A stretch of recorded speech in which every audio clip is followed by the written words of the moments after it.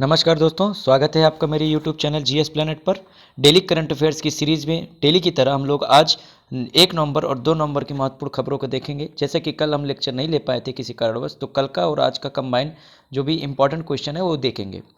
तो पहला क्वेश्चन देखते हैं, बहुत ही ज़्यादा इंपॉर्टेंट है। पहला और दूसरा क्वेश्चन एक दूसरे से रिलेटेड है। टाइम्स हायर एजुकेशन द्वारा जारी विश्व प्रतिष्ठा रैंकिंग 2021 में किस संस्था ने टॉप किया? Which university has topped world reputation ranking 2021 issued by Times higher Education. देखिए, टाइम्स हायर एजुकेशन की रैंकिंग 2 बार आती है। एक बार जो आती है वो यूनिवर्सिटी की ओवरऑल रैंकिंग की वजह से आती है, उसकी क्वालिटी ऑफ एजुकेशन के बारे में आती है। और एक बार रेपुटेशन रैंकिंग आती है। तो अभी जो आई है कौन सी आई है? रेपुटेशन की। वर्ल्ड में, दुनिया में जो एजुकेशनिस्ट हैं, जितने जितने शिक्षाविद हैं, उनकी नज़र में कौन बेहतर इंस्टीट्यूट है। तो जब वो वोट करते हैं तो वो रेपुटेशन रैंकिंग कहलाती है, और बाकी जो क्वालिटी ऑफ एजुकेशन की रैंकिंग होती है तो वो यूनिवर्सिटी रैंकिंग कहलाती है। समझ में आ रहा है? तो कौन सा टॉप किया? देखिए, भारत की तरफ से जो टॉप किया वो किसने किया? आईएससी बेंगलोर ने किया है। आईआईएससी बेंगलोर यानी कि इंडियन इंस्टीट्यूट ऑफ साइंस इन बेंगलोर बेहतरीन संस्था है जो कि लगातार ये टॉप करती रहती है। और इसी ने टाइम्स की वो जो यूनिवर्सिटी रैंकिंग आई थी तो उसमें भी भारत की तरफ से इसने टॉप किया था। और अगर दुनिया के हिसाब से बात करें तो दुनिया में हार्वर्ड यूनिवर्सिटी उसने टॉप किया है। क्लियर है? हार्वर्ड यूनिवर्सिटी कहाँ है? यूएस में है, और इसने वो रेपुटेशन रैंकिंग में टॉप किया, जबकि ऑक्सफोर्ड जो यूनिवर्सिटी थी वो यूनिवर्सिटी की ग्लोबल रैंकिंग में उसने टॉप किया था। तो जब यूनिवर्सिटी की ओवरऑल रैंकिंग आए तो ऑक्सफोर्ड आएगा आंसर, और जब रेपुटेशन की बात आएगी तब हार्वर्ड यूनिवर्सिटी होगा आंसर। क्लियर है? आइए रिपोर्ट के बारे में थोड़ा सा और चर्चा कर लेते हैं। Times higher education world reputation ranking are based on world's largest invitation only opinion survey. अब देखिए, वही जो मैंने बताया कि क्या होता है भैया, जो दुनिया के एजुकेशनिस्ट हैं उनके द्वारा ये सर्वे किया जाता है और इसके अनुसार जो है ये रैंकिंग जारी होती है। तो यहाँ पर विश्व की जो सबसे ऊपर वाली रैंकिंग देखिए क्या है? Harvard university US, Massachusetts institute of technology ये यूएसए में है। ठीक है? यूनिवर्सिटी ऑफ ऑक्सफोर्ड ये 3 नंबर पर है। भारत की तरफ से देखें तो आईआईएससी बेंगलोर, ठीक है, आईआईटी बॉम्बे, दिल्ली, मद्रास, तो ये टॉप 4 में आते हैं। ठीक है? अगला क्वेश्चन, भारत का सबसे बड़ा एरोमेटिक गार्डन किस राज्य में खुला है? The largest aromatic garden of India has been inaugurated in state. Aromatic समझते हैं, एक प्रकार का फूल होता है, तो उसका ये गार्डन बना है कहाँ पे? तो देखिए, ज़्यादातर गार्डन वगैरह जो आते हैं हाईएस्ट लार्जेस्ट, ये ज़्यादातर उत्तराखंड में होता है। अभी हमने लास्ट मंथ सितंबर में कवर किया था क्या कि भारत का सबसे ऊंचा सबसे बड़ा ओपन फर्नरी गार्डन। ओपन फर्नरी का मतलब होता है जो फर्न नामक एक क्या होती है, एक वेजिटेशन यानी एक वनस्पति होती है, उसको लेकर भी सबसे बड़ा कहाँ पे गार्डन खुला है? उत्तराखंड में। और अभी एरोमेटिक गार्डन भी कहाँ पे सबसे बड़ा खुला है? कहाँ पे? देखिए, इसे सुरभि वाटिका के नाम से जाना जाता है।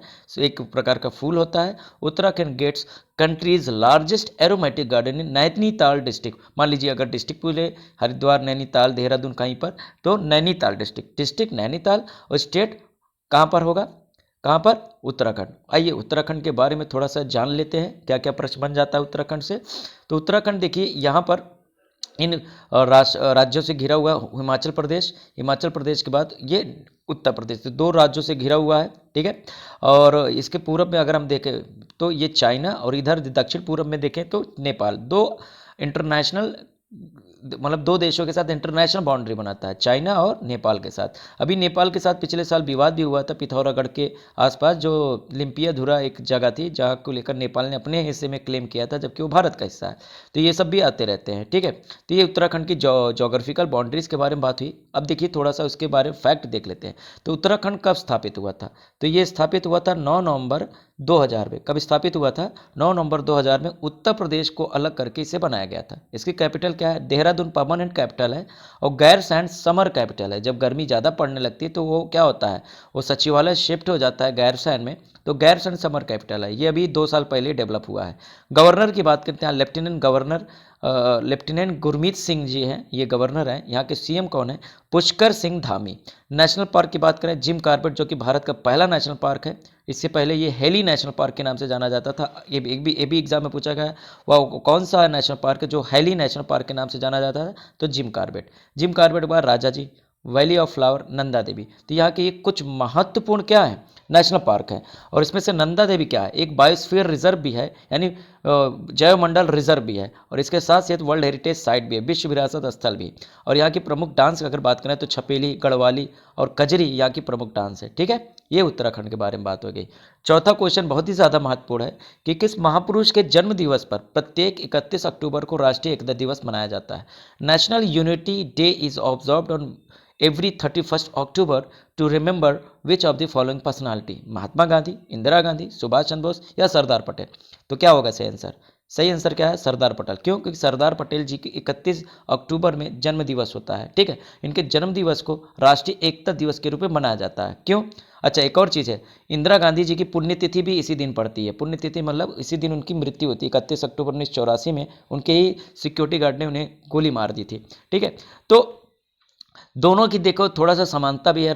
इंदिरा गांधी की अगर हम बात करें, जो कि देश की तीसरी प्राइम मिनिस्टर थी, उसके बाद तीसरी के बाद वापस छठी प्राइम मिनिस्टर बनी थी। बीच में 4 मोरारजी देसाई आए थे और चौधरी चरण सिंह जी आए थे। तीसरी और छठी प्राइम मिनिस्टर बनी थी। 2 कार्यकाल उन्होंने लिया था, एक 1971 मतलब 66 से लेकर 71, फिर 71 से लेकर 76, फिर उसके बाद जो है क्या कहते हैं कि 1984 तक, 80 से 84 तक। ठीक है, तो ये इतना इनका कार्यकाल हुआ करता था। ठीक है, इन्हें आयरन लेडी कहा जाता है ये, और इनको आयरन मैन कहा जाता है। सरदार पटेल को आयरन मैन और इंदिरा गांधी को आयरन लेडी कहा जाता है। तो ये समानता है दोनों का। 31 अक्टूबर से क्या संबंध है? एक के जन्म हुआ था यानी सरदार पटेल का, और एक की मृत्यु होती है यानी कि इंदिरा गांधी जी की। आइए और देख लेते हैं। देखिए, नेशनल यूनिटी डे क्यों मनाया जाता है? तो सरदार पटेल के बारे में कुछ हिस्टोरिकल फैक्ट्स हैं जो एग्जाम में बार बार पूछे जाते हैं। मैंने यहाँ पे लिस्ट कर लिया है। सॉरी बोलूँगा कि मैं ये हिंदी में नहीं दे पाया, क्योंकि थोड़ा सा समय मेरे पास कम था, तो मैं इंग्लिश में दे रहा हूँ। इसको आप प्लीज़ जो है नोट डाउन कर लीजिएगा, मैं एक्सप्लेन कर देता हूँ। सबसे पहली बार सरदार पटेल जी का जन्म कब हुआ था? 31 अक्टूबर 1875 में हुआ था,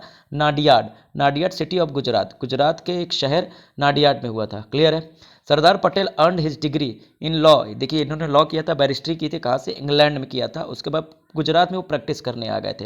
लेकिन इसी दौरान उनकी मुलाकात होती है महात्मा गांधी से, और महात्मा गांधी की विचारधारा से इतने प्रभावित हुए कि उन्होंने वकालत की प्रैक्टिस अंग्रेजों के लिए छोड़ दिया और ये भारतीयों के वेश में आ गए। इन्होंने पूरी विदेशी वस्त्रों को त्याग दिया और गांधीवादी विचारधारा से पूरी तरह से अपने आप को ढाल लिया। तो महात्मा गांधी के ये बहुत बड़े प्रशंसक थे और महात्मा गांधी को ही अपना आदर्श मानते थे। क्लियर? एक गुजराती दूसरे गुजराती को अपना आदर्श मान रहा था, लेकिन यहाँ बात गुजराती की नहीं, बात महात्मा गांधी की करिश्माई व्यक्तित्व का था। ठीक है, और पटेल जी ने अपना जो उनका विवाह हुआ था वो जबर बेन पटेल 1891 में हुआ था। इनके 2 बच्चे हैं। ठीक, he led the no tax campaign for farmers in 1918। देखिए, खेड़ा सत्याग्रह एग्जाम में बहुत बार पूछा जाता है। खेड़ा सत्याग्रह ही वो स्थान था जहाँ पर पहली बार महात्मा गांधी से इनकी जो है मुलाकात होती है, और इस आंदोलन में गांधी जी और सरदार पटेल दोनों ने क्या किया था? नेतृत्व किया था, और इन्होंने बोला था किसानों को टैक्स नहीं पे करना है। ठीक है, इसके पीछे का अपना इतिहास है, कुछ हिस्टोरिकल फैक्ट है, वो जानने की जरूरत नहीं है। कभी कभी प्रश्न बन जाता है खेड़ा सत्याग्रह कब हुआ था? 1918 में हुआ था। क्या था ये? No tax campaign for the farmers था, और इसमें सरदार पटेल जी ने भी हिस्सा लिया था। पहली बार गांधी जी के साथ आए थे। दूसरी बात, ही वॉज ऑल्सो इम्प्रिजेंट इन 1930। 1930 में वो जेल भी गए थे। ठीक है, क्यों? सविनय अवज्ञा आंदोलन यानी कि साल्ट सत्याग्रह यानी नमक आंदोलन के दौरान वो गए थे गांधी जी के साथ। ड्यूरिंग बारदोली सत्याग्रह, देखिए एक और सत्याग्रह उनके साथ आता है जिसमें उन्होंने अकेले पार्टिसिपेट किया था। बारदोली सत्याग्रह गुजरात में होता है 1928 में, जिसमें वहाँ की महिलाएं जो वहाँ पे पार्टिसिपेट कर रही थी, महिला सत्याग्रही थी, उन्होंने इनका नाम सरदार रखा। तो एग्जाम में पूछ लिया जाता है ये कौन से आंदोलन के दौरान या कौन से सत्याग्रह के दौरान वल्लभ भाई पटेल को सरदार का दर्जा दिया गया था? तो सरदार का दर्जा किसने दिया था? महिलाओं ने दिया था, और 1928 में दिया था। ये बात हो गई कुछ फैक्ट। कुछ और फैक्ट है इंपॉर्टेंट। देखिए, इसके अलावा उन्होंने कांग्रेस की एक बार अध्यक्षता की है 1931 में, बहुत ही ज़्यादा इंपॉर्टेंट है।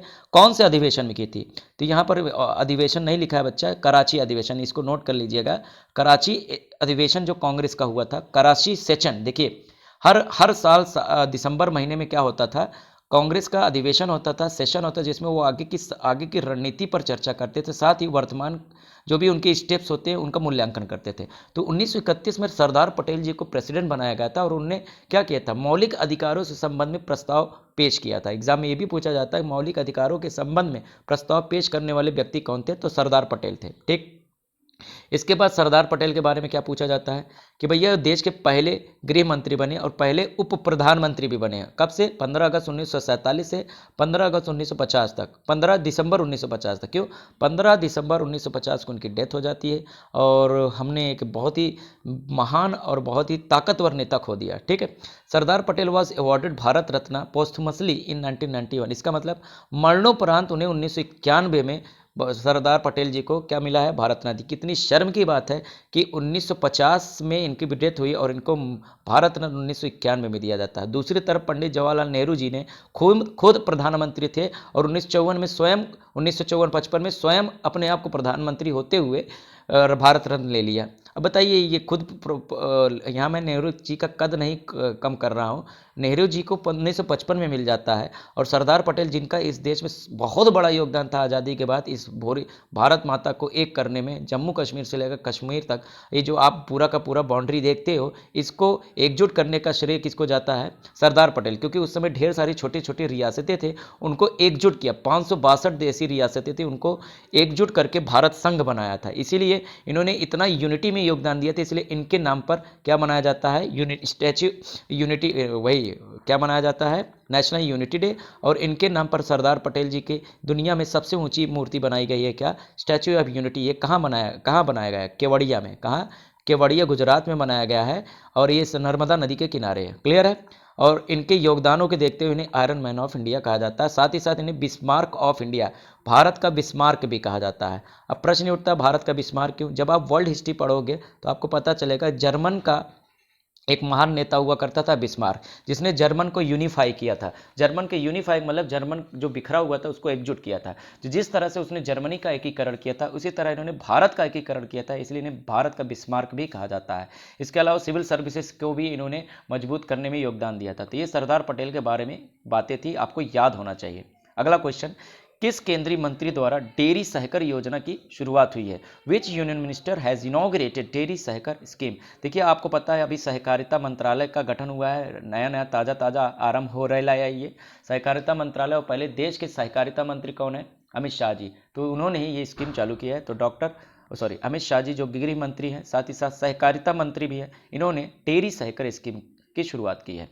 अभी डेयरी सहकर स्कीम क्या है? देखिए डेयरी सहकर स्कीम, अच्छा ये भी पूछा जा सकता है किस स्थान पे किया? तो गुजरात के आनंद एक स्थान है जहां पर क्या है?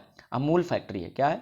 अमूल का 75वां स्थापना दिवस मनाया जा रहा था और वहीं पर उन्होंने डेयरी सहकारी योजना की शुरुआत की। इसमें क्या करना, अभी डेयरी को और आगे ले जाना, डेयरी से जुड़े हुए किसानों की कैसे आमदनी बढ़ाई जाए, इसको लेकर पूरा का पूरा एक खाका है, पूरा का पूरा डिजाइन है। तो ये स्कीम उसी पे काम करती है। क्लियर है। अमूल की स्थापना कब हुई थी? आज से 75 साल घटा दो तो इसमें हुई थी। क्लियर है, समझ में आया। आनंद में एक और चीज़ है, आपसे पूछा जा सकता है कि भारत में मिल्क रिसर्च सेंटर कहाँ है?